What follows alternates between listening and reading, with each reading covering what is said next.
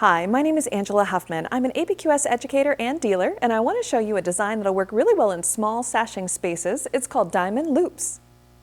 We're going to start with loops, and we're going to space them out.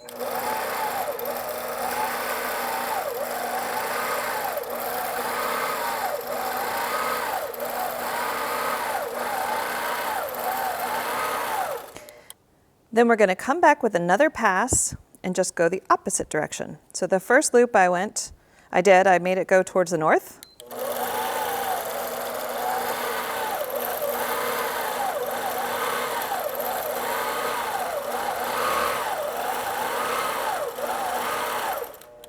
So with that second pass, it creates these kind of loopy diamonds.